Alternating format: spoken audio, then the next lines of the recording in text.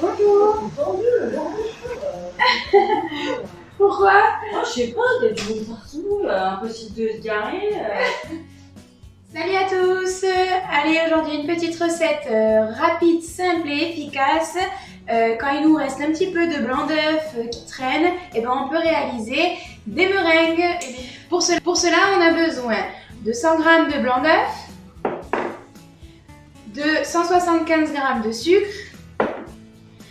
et de 40 g de sucre glace. Un petit peu de colorant, vous allez voir ce qu'on en fera par la suite. Des petites poches à douille, une plaque avec du papier sulfurisé, un peu de sel et c'est tout. Alors pour ça, en premier temps, donc je vais y verser mes blancs d'œufs. Hop. Avec, j'y mets une petite pointe de sel. Allez, c'est parti. Donc là, je vais monter mes blancs jusqu'à ce qu'ils soient mousseux. Et ensuite, je viendrai y verser mon sucre classique, pas le sucre glace, justement, attention, en 3 fois. Ok? Allez, c'est parti. Donc, je mets juste un moment en pause pour vous montrer comment doivent être vos œufs quand vous allez commencer à mettre la première partie du sucre. Donc, pour ça, il faut juste qu'ils soient un petit peu mousseux. Pas besoin qu'ils aient serré. Hop, je ne sais pas si vous voyez, on va faire un bon zoom dessus. Voilà, allez, j'y retourne et là, je mets une première partie. Alors, vous faites à l'œil, pas besoin de faire... hop, voilà. En mettant le sucre dans les blancs d'œufs, on appelle ça serrer les blancs. Allez, je mets ma deuxième partie. Et je verse la troisième et la dernière dose. Hop. Donc pour savoir si ma meringue est faite et finie, hop, je soulève, je viens prendre de la meringue, voilà. Et là on voit, ça me fait un bec d'azo, mais qui retombe un petit peu. Elle est encore un peu liquide, vous voyez? Donc je vais encore la pousser un petit peu. N'hésite pas à arrêter, à regarder et à checker. Voilà, on le voit directement, hein, ça s'arrête, regardez. Voilà, là j'ai un joli bec d'oiseau, il n'y en a pas trop, c'est juste comme il faut, ok? Ma meringue elle est belle, elle est lisse, hop, vous voyez, elle est magnifique. Allez, alors on va passer à la suite. Tac, pour passer à la suite, hop, je récupère, est-ce que vous savez ce que c'est? Une maryse. Donc la maryse c'est génial en pâtisserie, ça permet de bien récupérer sur les bords tout ce qu'on a, de ne pas en laisser à côté. Voilà, ok? Et alors, non je n'ai pas oublié mon sucre glace. Je viens mettre mon sucre glace maintenant. Hop, voilà. Et je viens mélanger, ok? Donc on maryse. Voilà, j'y vais délicatement, pas besoin d'y aller à fond parce que je veux pas que mes bulles d'air s'en aillent, les bulles d'air qu'on a créées avec la meringue.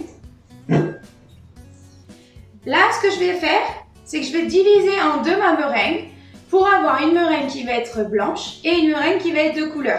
Et vous allez voir, après, on va faire quelque chose de super sympa et très coloré. Et là, je viens prendre ma meringue, hop, et je viens la mettre dans ma poche. Et vous voyez, ma main qui est en forme de C, je viens aplatir ma maryse, tac, dessus, ce qui me permet de récupérer un maximum la meringue. Voilà. Donc là, j'ai à peu près la moitié. Voilà, je vais arrêter là. Tac. Donc je récupère ma poche. Hop. Et celle-là, je le mets de côté. Je récupère ma meringue qui me reste du coup. Et je vais lui mettre du colorant. Alors attention, le colorant, on l'utilise toujours avec la pointe d'un couteau, d'accord? Et je viens en mettre un peu. Donc là, je suis partie sur un violet myrtille. Et là, je viens mélanger. Donc du coup, je vais venir mettre maintenant le violet dans ma poche à douille. Donc j'effectue le même principe. Hop, et on recommence comme tout à l'heure. Je retourne ma poche. Et j'utilise ma main pour mettre tout ce qu'il y a dedans. Tout ce qui reste. Autre technique, vous pouvez prendre un récipient. Tac. Mettre votre poche dedans. Donc toujours avec ce rebord pour éviter de salir. Ça vous permet d'avoir les mains libres et d'y verser votre meringue.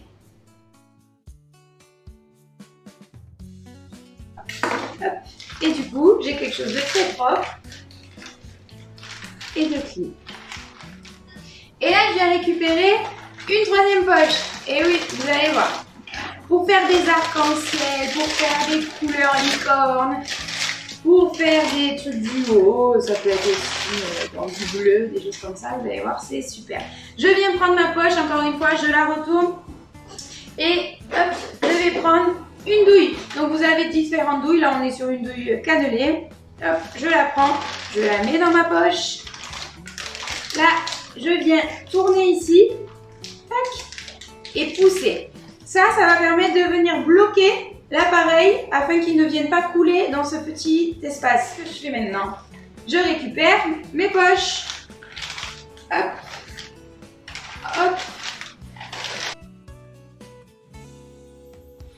Important, mon four, il est à 100 degrés, il est préchauffé avant que je commence, d'accord? N'utilisez jamais un four à froid, toujours à chaud.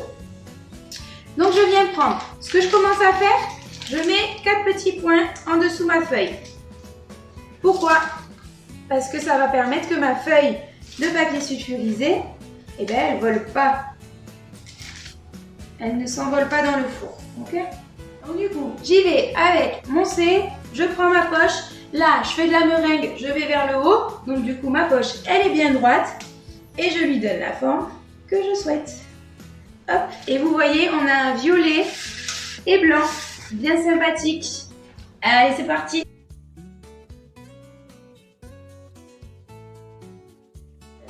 Allez, c'est terminé. Voilà le résultat de ma plaque. C'est super sympa, c'est coloré, c'est joli. Et je vais enfourner ça au four 100 degrés pendant 1h30 à 2h. Ok, jusqu'à ce qu'ils soient durs. Ça dépend comment vous les aimez. Plus vous les laissez longtemps, plus ils seront secs à l'intérieur et très friables. Si vous voulez qu'ils soient un petit peu moelleux dedans, une fois qu'ils ont séché à l'extérieur, vous les sortez à peu près 1 heure, d'accord? Si vous voulez vraiment qu'ils soient très secs, vous les mettez jusqu'à 2 heures. Et voilà. Et voilà, les 2 heures se sont écoulées. Je vous montre le résultat des petites meringues. Des petites meringues trop belles, toutes colorées. Et super bonnes.